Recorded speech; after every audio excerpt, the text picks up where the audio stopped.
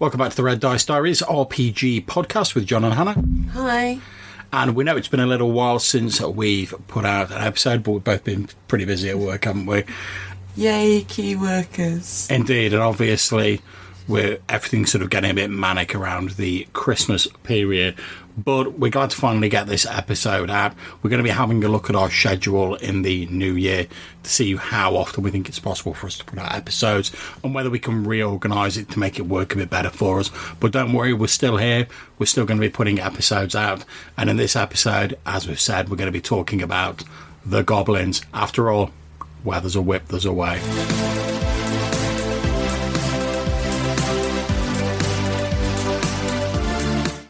Okay, so first of all, let's start off by talking about goblins in D&D. And as we do in previous episodes of this series, we're going to be talking through the monster manuals and how they're portrayed in the various different editions. Then we're probably going to have a bit of a talk about how they're represented in mythology and things like that, and maybe how you can use them in your game. So first of all, we're going to start off with the AD&D First Edition Monster Manual. Now, in this book, the creatures are described as appearing in large numbers, groups of about 40 to 400. The Monster Manual depicts goblins as short, tribal humanoids, led by the strong, and ultimately owing fealty to a goblin king. Whether that's David Bowie with his massive codpiece, who knows? They inhabit underground caves and suffer a penalty to attack rolls when in full daylight. We get a paragraph explaining how goblin forces tend to be organised. For every 40 goblins, there will be a leader and 4 assistants. If 200 or more goblins are encountered, there will be a sub-chief and 2 to 8 guards, which fight as the equivalent of hobgoblins. This very much smacks of being taken from a war game. You can really, particularly in this description, see how D&D grew from a war game. Yeah, I've got There's no way you'd contemplate putting 400 enemies on a D&D game without using some sort of like sub-rules to make it go quicker. Yes, yeah. Now. Yeah. Unless you were playing a war game that just happened to have a bit of a story to it. Yeah.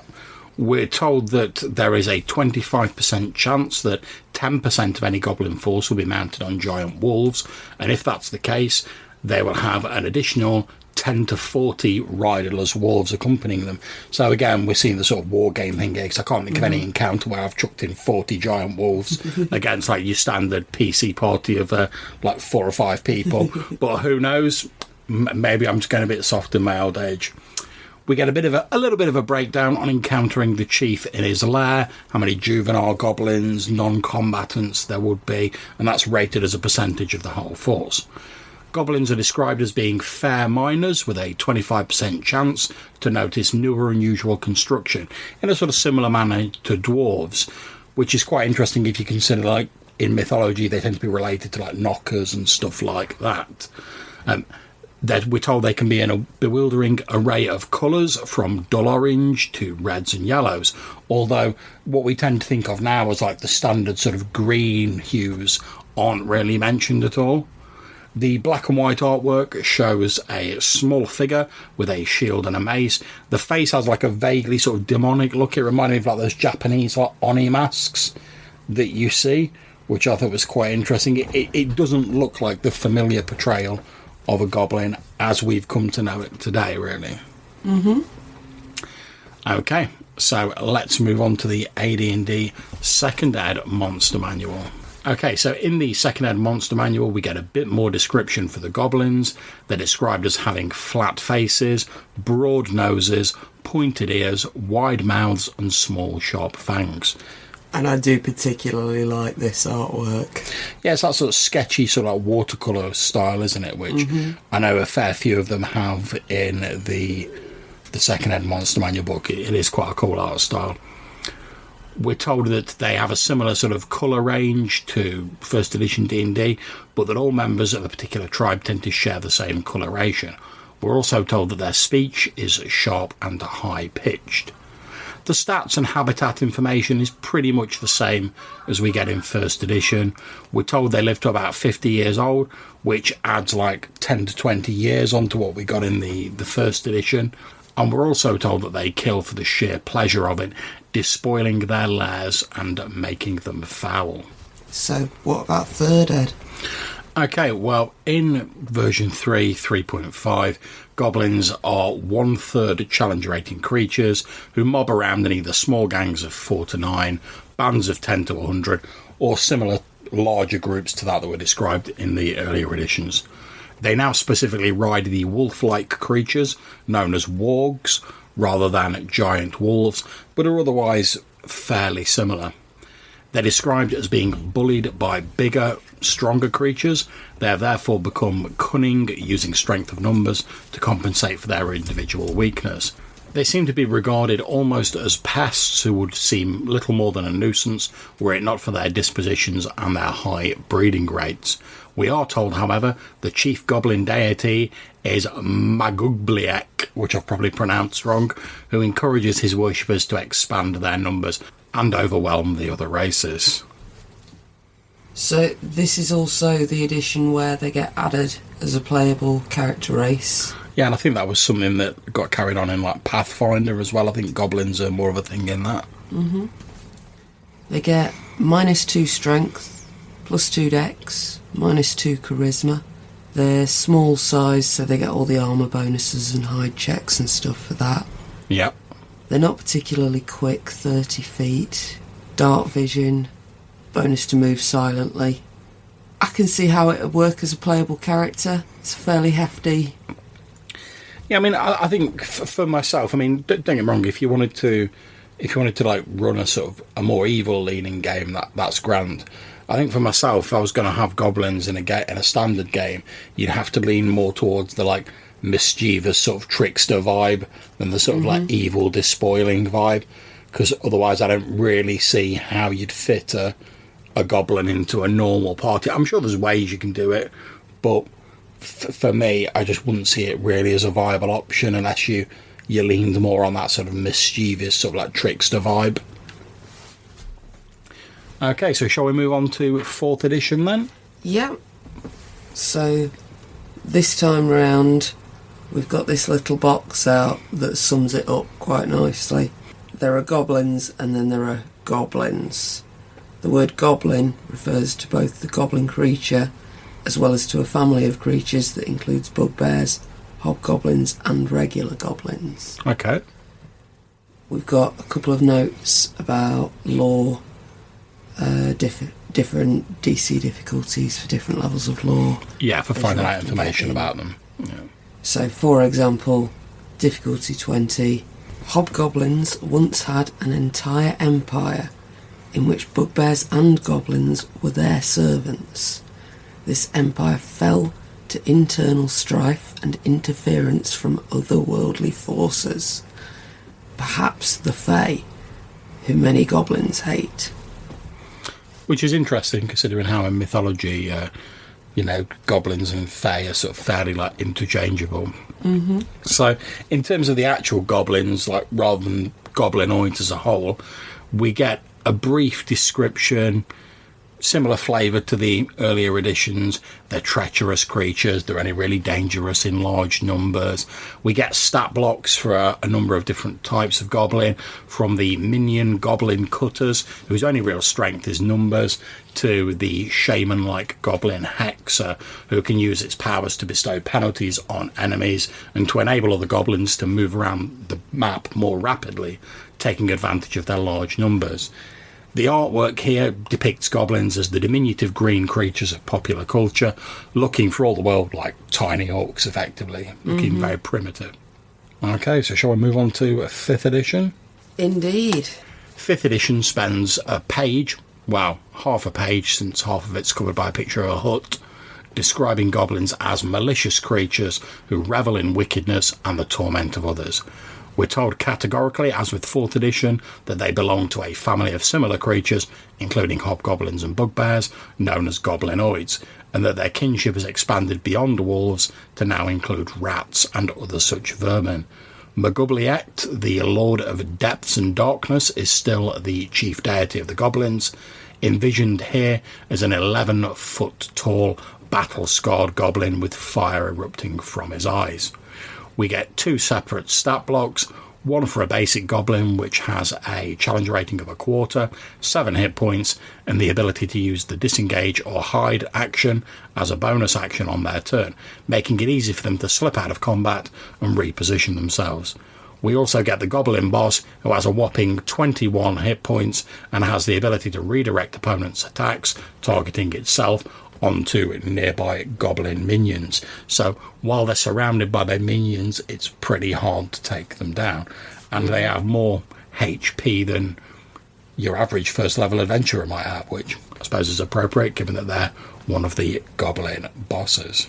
And the artwork here depicts a sort of primitive humanoid with sort of like a sort of muddy coloured looking coloration, tattered armour. It looks a little bit more savage than some of the earlier versions, which tended to look a bit sort of goofier, I suppose you could say, you know. This is the very first one to have a pointy nose.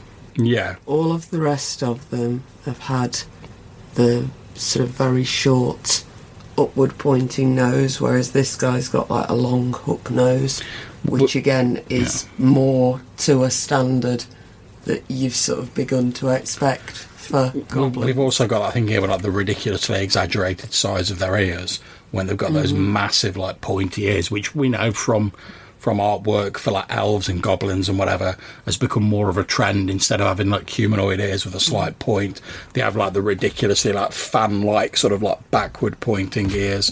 And obviously, if we look on the previous page of the 5th edition Monster Manual, we can even see that with like the Deep Gnome, where it's got like mad pointed ears. And obviously, we know that things like World of Warcraft and various other sort of modern depictions have popularised that style of like demi-humans having massive ears. I don't know why I've got nothing against it, but it is a bizarre thing that I think is worth mentioning. Maybe it's because ears are difficult to draw, but really big pointy ears are quite easy to draw. Who knows? Maybe. Or I think so, anyway. Okay, so now we're going to talk a little bit about goblins in mythology. So do you want to tell us a bit about that, love? You looked up earlier in the Dictionary of Mythology. What description did you get there? Yeah, this is from J.A. Coleman's Dictionary of Mythology, and in it, goblins are described as a frightening spirit or a gnome, small grotesque creatures that cause damage in homes and delight in playing malicious pranks. Which is a fairly sort of general description for all of those sort of mischievous, like fey sort of creatures. So that's what I wanted to get at for the mythology bit. Goblins tend to be a sort of a catch-all term for quite a lot of different sort of beings in different types of stories. Like the creatures that break into the shoemaker's house and help him make shoes until one day he makes some shoes for them could be described as goblins. Yeah. They tend to have like specific character traits. Yeah, I mean, for instance, I've been looking up a few sort of incidents in the Westwood and Simpsons Lore of the Land, which is all about England's legends. And in North Hampshire, there was a medicinal spring in the 1700s known as Puckwell. Obviously, when we think of Puck, we think of like Shakespeare, you know, Midsummer Night's Dream, like that, this mischievous sort of fey goblin servant of the fairy queen Titania. But there's a number of sites in the area that have also got names described from the Old English word puka, which can refer to a sprite or a goblin. But unlike the sort of Puck in Shakespeare, these are often thought to be like demonic spirits or like imps that tormented folk.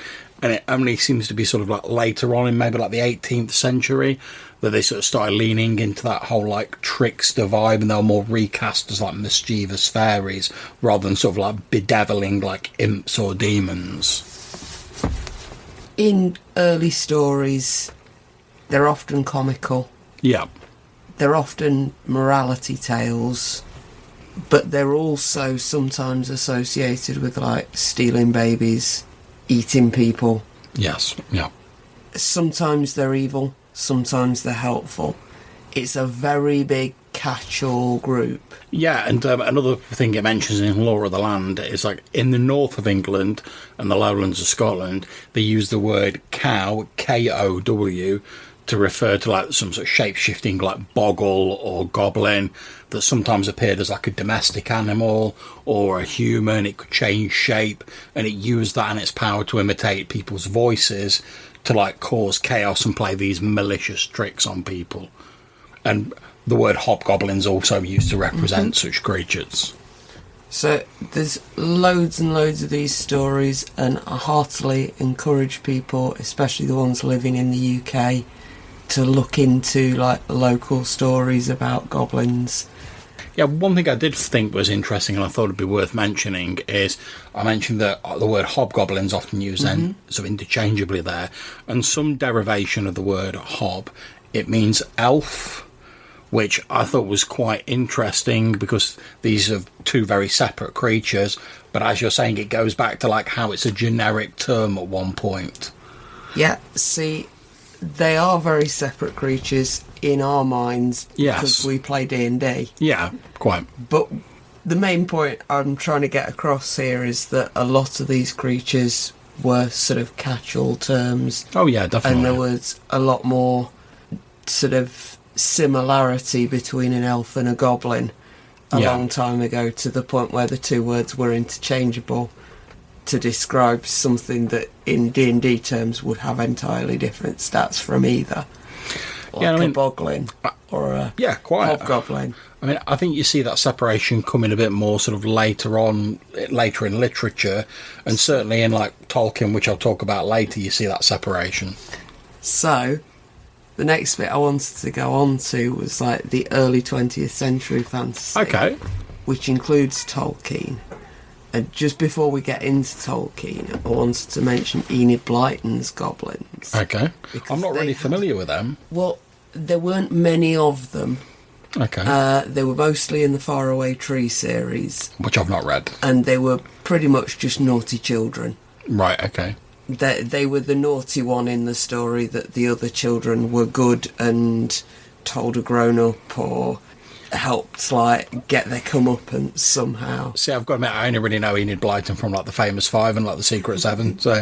So I specifically remember them not for the actual stories, but for some of the artwork. Okay. So I've just pulled up a couple of book covers for John, and you can see that they're drawn very much more like Christmas elves. Yeah, like elves or like gnomes. What we would consider a goblin to be.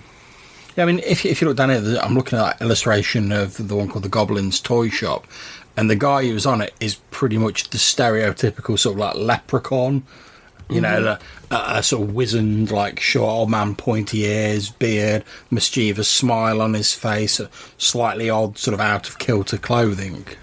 So, having mentioned them and how sort of different they were, being just a few years before Tolkien did his big Lord of the Rings extravaganza, when that appeared, it sort of solidified the word goblin in a lot of people's minds. And I know you've got a bit here that you want to talk about the goblins in Middle-earth. Do you want to jump in? And yeah, and I mean, obviously now, before we go on, I'm no sort of scholar of like Middle-earth. There's people out there who wrote like books on it and like really studied it. But I've just sort of like looked in a few of the books I've got, one of which is the Tolkien Bestiary by David Day. And it's ironic you say that he sort of solidified the use of the term, because I agree with you, like say elves, dwarves, orcs became separate races, not sort of a catch-all term in Tolkien's writing, but obviously he was influenced by the sort of earlier mythology. But when it comes to goblins, the term goblin and orc, which from D&D terms, they're separate, sort of related races, they were actually, again, used interchangeably in the sort of Middle-earth stories.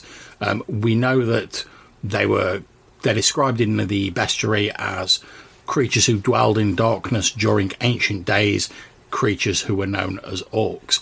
Black-blooded, red-eyed and hateful in nature, once a race bent on tyranny, they have been reduced to acts of petty spite and vandalism. And we also see the word hobgoblin gets used in Middle-earth sometimes to refer to the Uruk-hai, who were a stronger race of orcs who were unafraid of sunlight, who would either form large units of their own in the armies of evil, or they'd set themselves up over as the leaders of lesser goblins. Now, looking at the section on orcs in the book, since the two creatures are sort of pretty much the same thing, these creatures are described as elves who are tortured and twisted by the dark power Melkor into ruined and hideous forms, transformed into a goblin race of slaves as loathsome as the elves were fair. So again, we see this link between elves, goblins and orcs coming in. They had a variety of twisted forms. They were fierce cannibal warriors who didn't fear death, since their whole life was supposed to be like a torment for them. After the fall of Melkor and the destruction of Angband, the orcs survived, returning in the Second Age of the Sun to serve Sauron, although most of them were eliminated when Mordor fell following the defeat of Sauron during the War of the Last Alliance. Later they'd return to serve their master again, and from them he would, with his sorceries, create this new breed of orcs, the Uruk-hai that we talked about earlier, who were stronger in battle and didn't fear the rays of the sun. When the One Ring was destroyed, those few orcs that survived were never able to muster the numbers or power they had while serving Sauron, and they're described as dwindling in number, becoming a minor goblin folk, possessing only a fraction of their ancient evil. So it gives the impression here that goblin is sort of like the human word or the human translation for orc, particularly in later ages when it's referring to them when they're sort of at the low ebb of their power. So they're not an entirely separate creature, it's just a different term for them, which I thought was quite interesting because it does harken back to that old mythology where it's like a generic term. So even though Tolkien has sort of put his own stamp on them and he's very much sort of separated them and made them their own thing, he's still giving a bit of a cheeky nod back to that old mythology, and given how much he sort of read into all these things and used them as inspiration, I can't believe that was by accident that he sort of did that. So, just to sort of mention again, with those two like bits of fantasy, we've got goblins in Tolkien being created by evil magic, but we've also got goblins in Tolkien that are being like effectively bred as goblins. Well, effectively they weren't sort of created by magic. They were, I mean, I suppose you could say it's magic, but it's very sort of indistinct. They were supposed to be originally elves that had been like taken by Melkor, and he'd sort of twisted them and he'd like tortured them and he'd remade them into this like ruined form of life, which is why like the orcs hated everything that was beautiful and wanted to tear it down, partly because it sort of reminded them of like what they had been, or like a racial memory of it. But the fact that they're described when they dwindle as a race of minor goblin folk, that sort of, if you squint a bit, that sort of suggests that there are other goblin folk in existence. Although obviously that's only my interpretation of the matter. But yeah, it's still interesting. So if there were other goblins, what were they like? Were they more sort of like fey creatures? We know that like fey type creatures did exist in Middle Earth. So it's nice that even though it separates things out, it doesn't do it so thoroughly that everything's explained, and Tolkien left some quite deliberate sort of like blank and like hazy points when he was coming up with Middle Earth, because it was supposed to be a mythology that he was creating. So this is something that I might want to come back to in a bit. But so the Tolkien stuff really took off in the 60s, and by then like the Tolkien image of a goblin was pretty well solidified. Yeah. By the time you get to like the next big thing with goblins in, you're looking at the Labyrinth in the 80s, really. There were a couple of films in the 60s and 70s that were excellent movies, but time. Yeah, obviously we can't cover everything about goblins in this episode, because the episode would be ridiculously big. And I'm assuming that most of our audience are going to have already seen the Labyrinth, so they don't need us to cover it again. I just wanted to highlight a couple of points that are sort of settled in to goblins by this point. Okay. And that's the idea that they're ruled by the Goblin King. Yeah. Which we've seen in the D&D. And his massive codpiece. The idea that they're created by evil magic. And in this case, it's by stealing babies and turning them into goblins. Yeah, because he's got that whole bit where he says, "Oh, in so many hours you'll be mine, and you'll be a goblin babe." Yeah. Yeah. That they're, again, comical in many ways. Yeah, they're quite slapstick in the labyrinth, aren't they? You know, they're always like knocking each other's helmets off and stuff like that. It's a kids' movie. They can only be so nasty. Yeah. And that, again, it's a morality tale. And each of those points, the other film from that era that I can think of that a lot of people will have seen is Legend with Tom Cruise. Yeah. And if you think about the goblins in that, again, they're ruled by this evil king. They're created by evil magic. They're sort of comical, and it's like part of this larger morality tale where they're just the bad guys' minions. Yeah, I think that's been the whole being like ruled by a more powerful entity. That's obviously been a thing for goblins going back sort of ages and ages. I mean, like, say if we go back to like the Midsummer Night's Dream thing, Puck's not in charge. He's like a servant. We look at Tolkien, like the goblins and the orcs aren't in charge. So yeah, that seems to sort of like echo down through the various different iterations of goblins. So the next sort of story that I wanted to look at was quite a bit later, this century in fact, and that's Terry Pratchett with Raising Steam. Okay. Have you got anything you want to add in between? No, I think we've pretty much covered most of the stuff I've got down about it. So why don't you go ahead and tell us about Raising Steam? I'm not really familiar with it myself. So it's the second to last book he wrote, I believe. Okay. And it focuses on the idea of, oh, by the way, there's goblins in the Discworld. They've been virtually unmentioned between the first couple of books and this point in time. So I was going to say, I don't remember like hearing mention of them in any of the other books. I mean, I know I've not read any of the later ones. I've got a feeling that there is a brief encounter with goblins in one of the first two books with like Rincewind and Twoflower. I mean, obviously there's like trolls everywhere, but the goblins don't reappear until Raising Steam, and it's an excellent book. I'm not going to spoil it or give you any kind of a briefing on it. Okay. Because by that point in the Discworld, it's not about any one character, it's about Ankh-Morpork as a whole. It's about the world as a whole and everything that's going on between it, and there's just too much going on to start explaining. I just want to highlight the one specific character, or rather the idea behind this one specific character, and that's that the goblins in the Discworld, when they have been mentioned, are things to be splattered. They're worthless, horrible, disgusting creatures. So D&D goblins. And then it looks at the world briefly from their point of view. And one of the things that people say about goblins in the Discworld is, oh, they eat their own babies. And he looks with this book at the idea of how awful must a people's lives have to be for them to be starving so much that they eat their own babies. And what effect would that have on their culture? And how does like their religion work around the fact that their people are often starving to the point where they have to eat their own children? Okay. And it's a really dark story. Well, yeah, a really dark story about people eating their own kids. Oh, you do surprise me, love. It's also an idea that's been coming into modern fantasy quite a lot now. And the idea of like playing a goblin as a character race.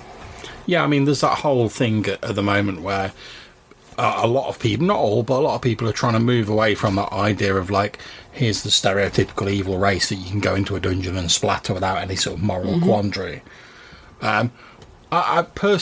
Which, if you like that, that's fine.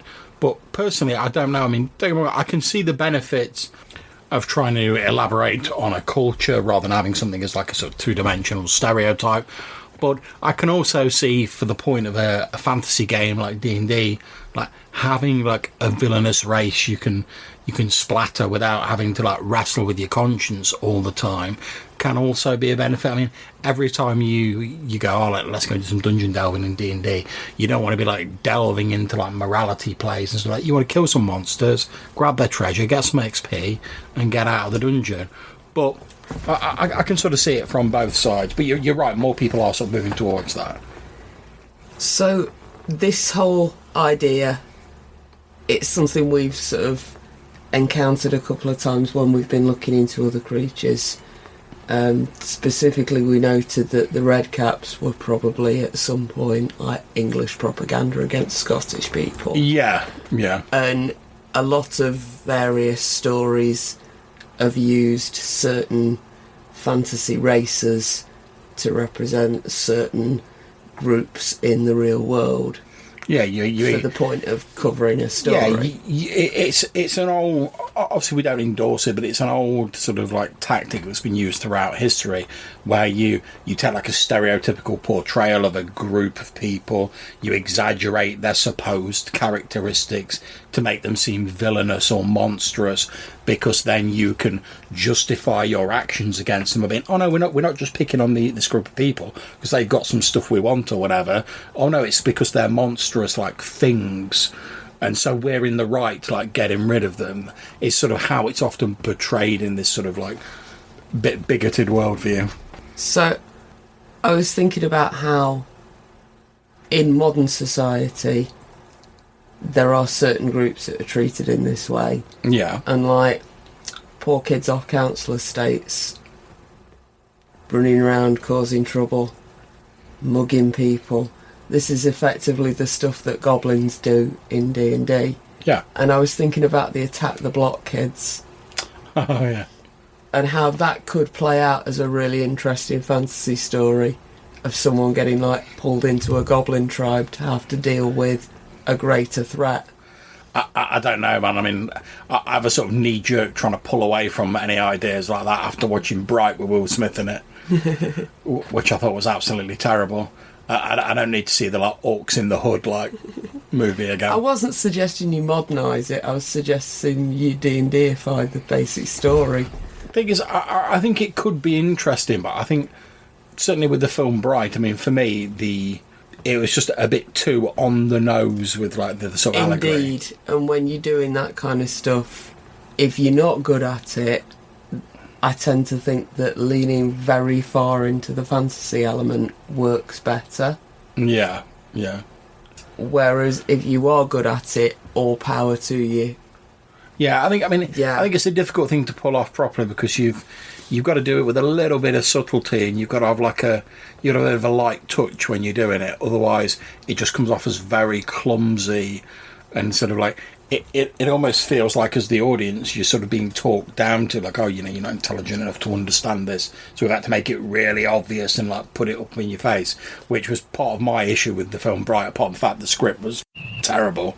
So, bearing all that in mind, and the fact that people are more aware of it nowadays, so it is always going to affect your game to some degree. Yeah. You've got to consider quite a bit when you're doing your world building at the early stages of whether you want these low-level intelligent creatures in your world, and if you do, where do they come from, what do they eat, and what do they enjoy doing? Yeah. Because if you can cover those three things, you can cover a lot about a society, and therefore you know where you're going to like place the goblins in relation to the humans on the morality scale. Yeah, and I mean, those things you've just described, they're some of like the sort of foundational sort of basic motivations for any like group or society. So if you can sort of get a lockdown on them, you can then easily expand to cover more complex things. But like you say, if you start off with the sort of basics, like what do we eat, where do we get our food from, stuff like that, then you've got a good sort of bedrock to like build the rest of your ideas on. So your Tolkien goblins, as we were discussing, come from evil magic. effectively. Yeah, pretty much. Sort of. Or rather, from your description, it seemed that the orcs came from evil magic and the goblins came from orcs breeding. Well, no, not really. Goblins and orcs are the same thing. Goblin is just a word for the orcs when they've not got like mighty empires later on, when they're just like scavengers. But I do think it's one of the things that's worth mentioning while we're talking about Tolkien is obviously Tolkien's sort of work is seen as one of the sort of stereotypical, all orcs are evil sort of thing. But there's a passage, I can't remember the exact wording, it's either in the Silmarillion or it's in one of his letters, where he describes like these huge armies massing to fight for the fate of Middle-earth. And he said there's just a tiny little passage where he says basically both armies, the armies of good, the armies of evil, had members of every race in them except for the elves, who were all on the side of good. So the fact that he said that means there must have been orcs who were also on the side of good, because they're a race. Now, obviously, it's not really covered anywhere else, and we don't know whether he was going to build on it later, but I think it's interesting to keep that in mind, because often Tolkien orcs are seen as like, oh, they're just evil. Goblins and orcs, they're evil, that's it. Well, also, the song that you referenced earlier, first line of that, we don't want to go to war today, but the Lord of the Lash says nay, nay, nay. Yeah. And I don't know if that's in the books, to be honest. I just can't remember.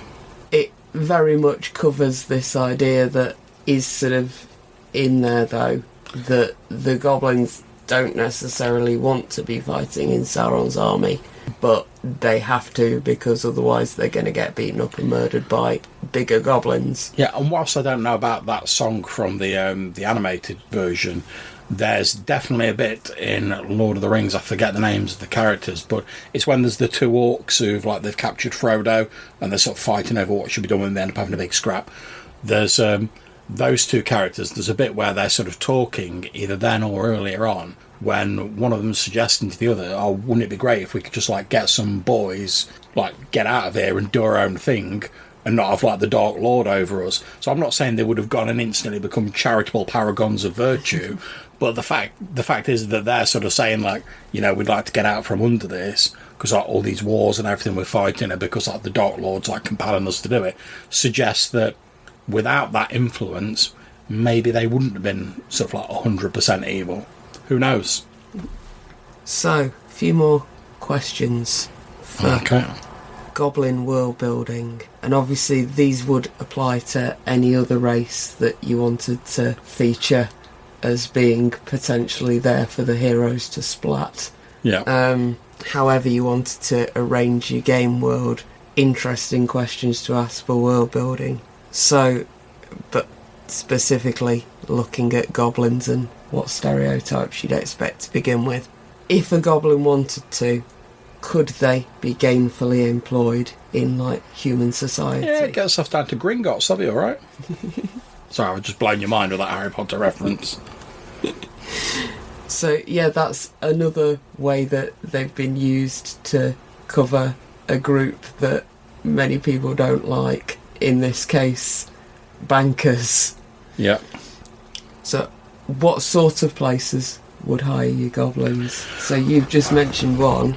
Well, I think it depends on what sort of characteristics your goblins have. So let's say we were looking at the traditional D&D goblins, and you were building them into a sort of fantasy world.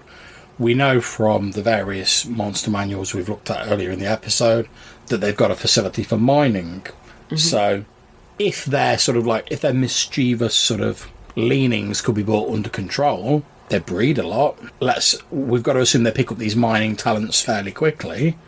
So let's assume, just for the sake of argument, that like it's some sort of inbuilt thing. They don't really have to learn it. They're born with a talent for it. If you're someone who wants to like dig out a big mine, and you can get like a workforce of goblins, and you can give them like some outlets so they're not like causing mischief all the time, you've effectively got this endlessly self-breeding and fertile force of like miners, and you're just like, oh yeah, I'll feed you well, I'll give you some like fun and games or whatever, and in return just dig out this rock for me.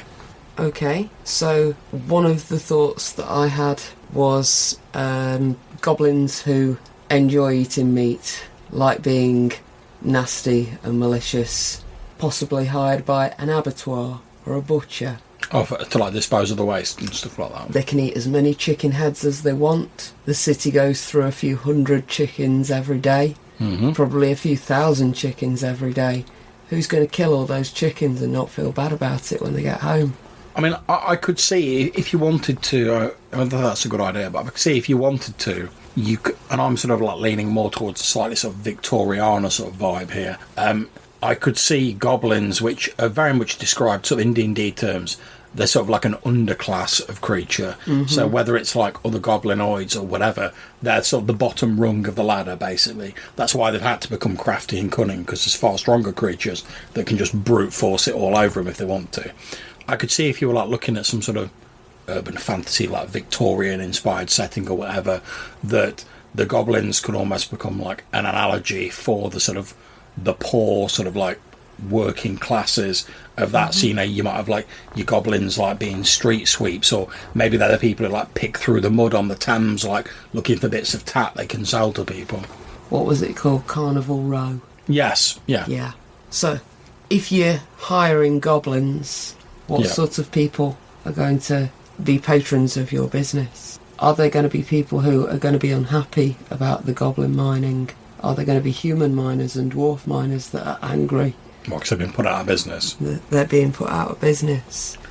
Well, I think if there's one thing that's sort of held true in most fantasy worlds, as it is unfortunately in the mortal world, it's like inevitably when you get a group of people who are bought into an established area to do a job, there's a certain level of like fear, because like, oh, who are these people? I mean, even in the real world, like, who are these people with their weird customs and whatever coming in? If it's an entirely different species, I think that's going to be amplified. You then tend to get the sort of bitterness and anger in it. You know, like, oh, all these goblin miners have been brought in.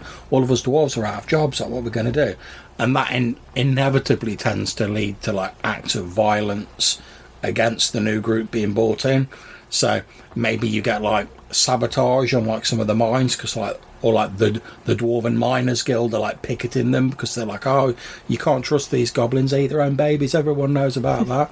that sort of stuff. And again, that's where you get these groups will try and like weaponize the stereotyped characteristics of their enemy group so that they can portray them as sort of monstrous and justify their actions. And I think that's where you can have quite a lot of fun with that in a game, because perhaps goblins don't eat their own babies. But like everyone, everyone knows that.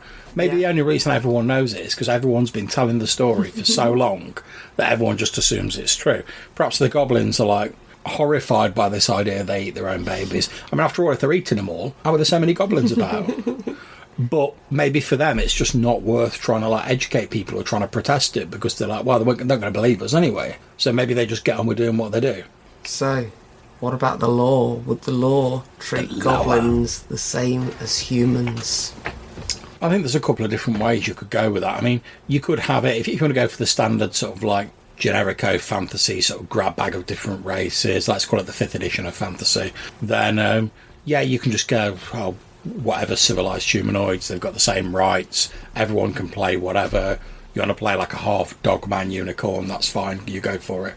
You're absolutely grand. Now that's the rules. I'm asking about the law. Well, that's what I'm leading into, because I think if you want to have that sort of game where the players have to have like a vast choice of races, you inevitably have to make some sort of concession to that in the background. Because if the laws, let's say the law in your world is that like humans only, it's then more difficult to have people playing elves, dwarves, genocide, tieflings, whatever else there is on the roll of like races, because every time, and I'm not saying it's impossible, but every time you rock up to like a village, if like everyone in the village is like, oh my lord, it's a dwarf double spawn, and so like getting the priest, that's going to get old very quickly, like if it happens every time you go to a village. So I think you inevitably, if you want to have more player available races, you have to make some concessions within the background of the game to basically say like, oh, these races are all right according to like the law,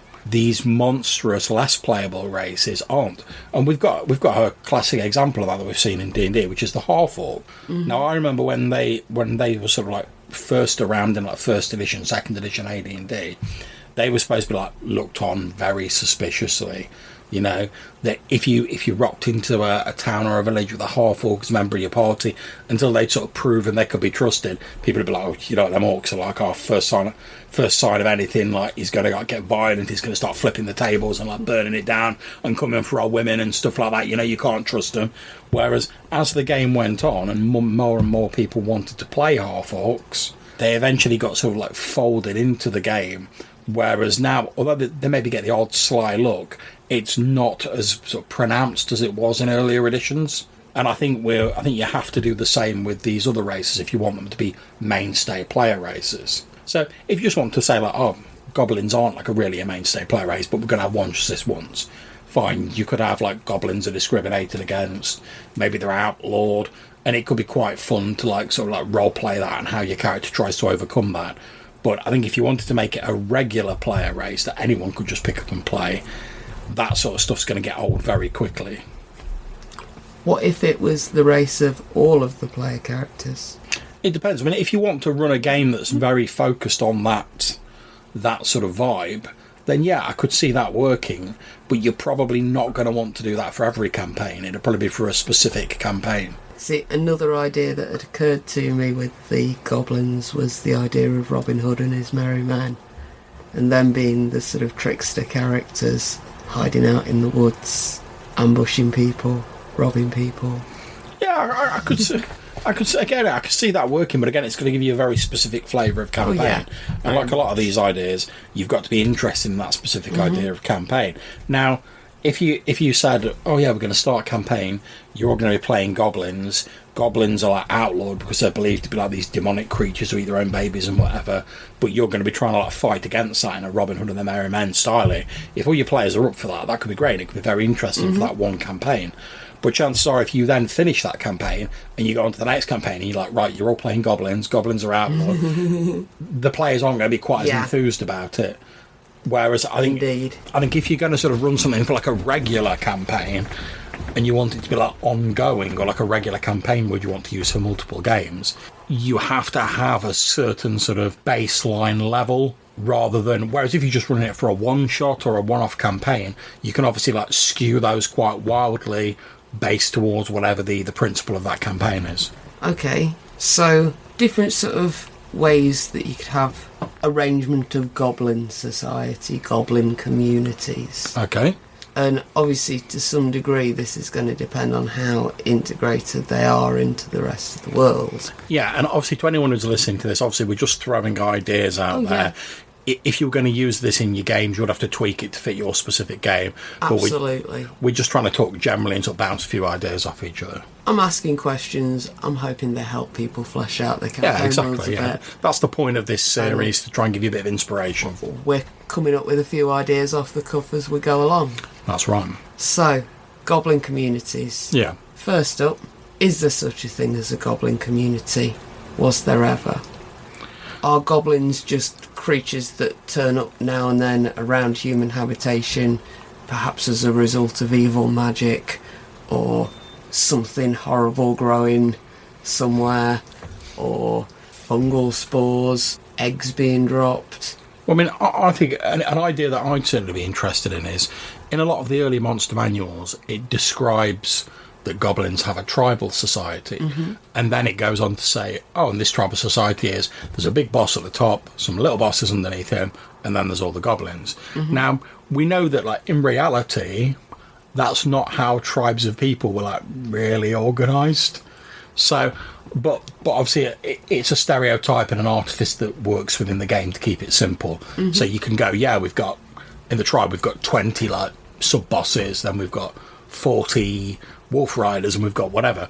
But I think if you wanted to make a bit more of them, and again, this depends on how much you're going to use them in your game, because if you're only going to use goblins as like, oh, they're a bit of an enemy in a low-level dungeon that you splatter, there's probably not a lot of point in putting all of this effort in. But if they're going to be a more sort of prevalent part of your campaign, well, I think it could be quite interesting to lean more into the idea of like a tribal society and actually look.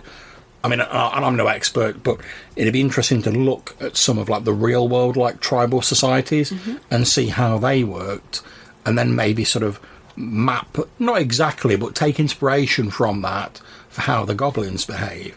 And we start to see a little bit of this in D&D, where we start to get the mention of their god, they've got shaman, so you start seeing a bit of like the religious stuff coming in, whereas early on it's just like bosses, sub-bosses, goblins, wolf riders. So I think it could be interesting to sort of try and elaborate on that a bit more. But again, it depends on how much visibility your players are going to have that. So if you come up with all that wonderful background, this goes for any background, and the players don't see any of it, you may as well not have done that work. Unless you enjoy just doing it in your spare time, obviously. So another idea that I had for a type of goblin community could be effectively a group of people living in an abandoned building or on a trash heap. They don't necessarily all have to be actual goblins. Some of them it's not Goblinception. Bong! Some of them could be other people who've been pushed to the margins for whatever reason. But effectively, a group that's living on the edge of the city, and maybe this was once like their ancestral lands, or maybe they happen to like grow up from certain types of mould.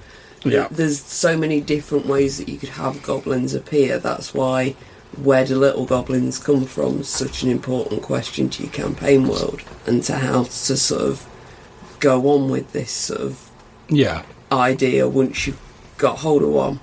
Tell you what I quite like as well, and again this is probably coming from like the Labyrinth, there's the bit in it where they have like the big like metal golem thing comes out the gate, and it turns out it's like a load of goblins like piloting it.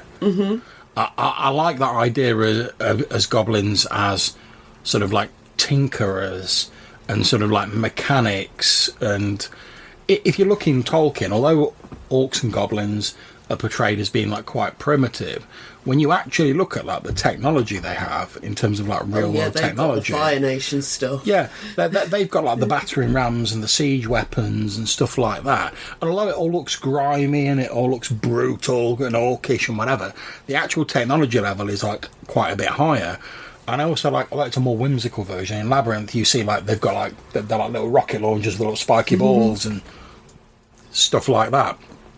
And this is something when I wrote one of the small adventures in Great London for the Midlands, I basically had like there's a creature called a sewer gripe, which is like this big slimy like tentacle thing that lives in sewers, and I basically had there's supposed to be like a ghost one of those haunting the sewers, and when the players actually like investigated it, they found out that it was like a contraption, like a big puppet made by goblin like alchemists who were like trying to get some chemicals out the sewers, and they were like, oh, we're scaring everyone away with a ghostly gripe. And that sort of came from that. And I know that Glyn, when he was creating the Midlands, he very much portrayed lots of different races of goblins, but a lot of them had this sort of slightly trickstery but sort of like mechanical sort of like tinkery nature to them. And there's a forge in Great London which is a goblin led forge, and the human forge is like the main sort of blacksmiths guild is having like a problem with them, because they're like, oh, we follow strict safety rules and we do all of this, whereas the goblins are like, safety rules, we just do what we want and what we think is interesting. And half the time that means they like blow themselves up. But occasionally they make these like amazing discoveries that like the normal blacksmiths don't make, because they're just willing to flout the safety rules. So there's almost like a sort of trade conflict sort of built into the setting, which I quite like, and I think ties back to your whole thing you were saying earlier, where like how would people react if like their jobs were threatened and their livelihoods were threatened. So there's one other crazy idea that I had for goblins. All right, okay. That is a bit weird and a bit silly, but I thought it could make for quite a fun adventure, and anyone that wants to take it... I've got a silly idea after this, so I won't worry about how silly yours sounds. So, where do little goblins come from? Well, you see, when two big goblins love each other very much. Well, in this case, it only requires one big goblin. Oof. And they're sort of amphibious. They leave like pools tadpoles of, like, frog spawn. Well, that's pretty cool. Goblin spawn. Gob spawn. So, one morning, the heroes go to their village, go to the pub, wake up, and every pond, every bucket, every well everywhere the water might be, is full of goblin frog spawn. Goblin goo.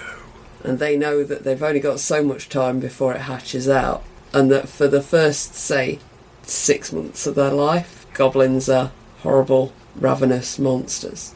Maybe not even months, it could be just like a couple of days or a couple of hours.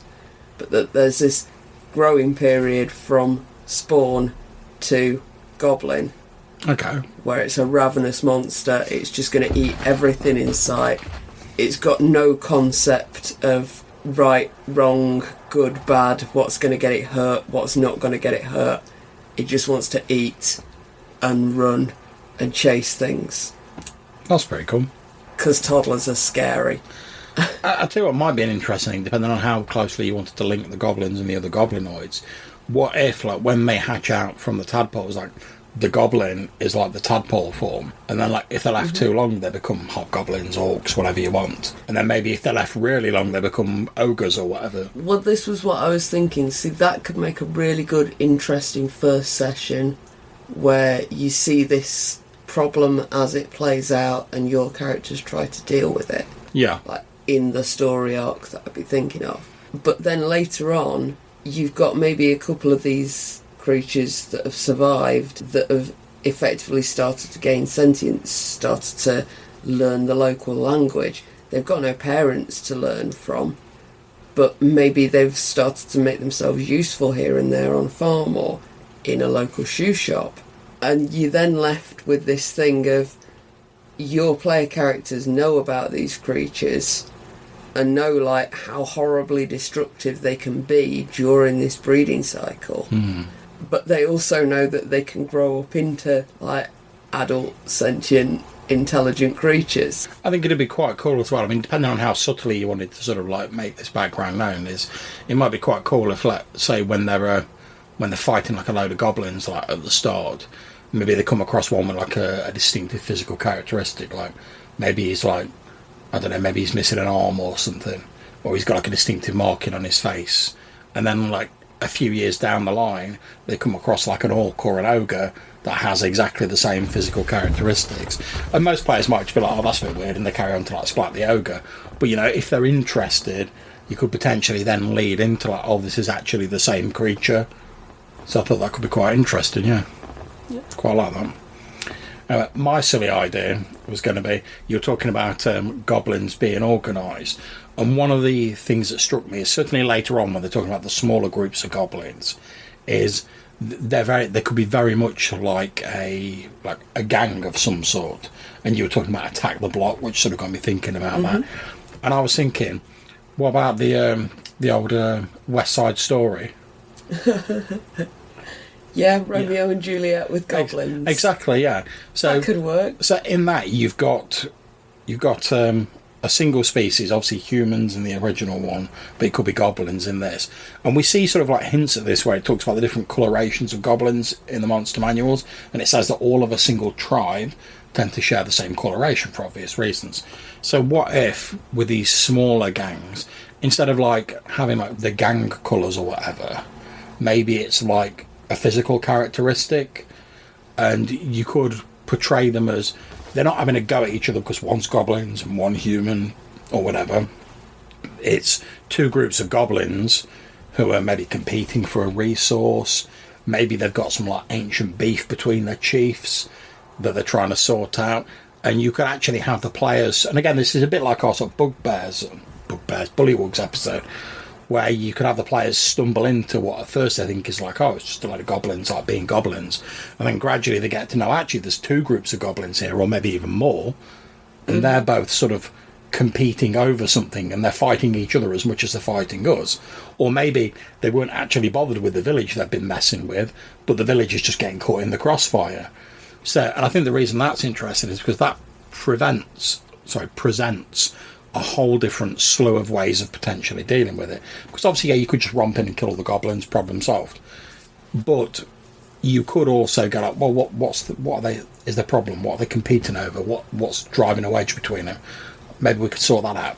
And if you do that and it stops the conflict with the goblins, are they then peaceful with the village? Do they then cause even more problems with the village because they're united? and it just makes it a bit more complex and gives it a bit more depth, and you can potentially get a more interesting story from it. That's Goblins from Red Dice Diaries. Indeed. So it's about time for us to turn into unconvincing CGI owls, fly out of the window and into the distance with the strange of 80s music playing. We hope you've enjoyed this episode. If you want to get in touch with us, tell us how you've used goblins in your game, or give us feedback on anything else we broadcast on the show, you can do so by either sending us an email to rddrpgpodcast@gmail.com, or you can leave us a voicemail message using SpeakPipe. There'll be a link in the description below. Until we see you next time, take care, stay safe, and keep gaming. Bye. Bye.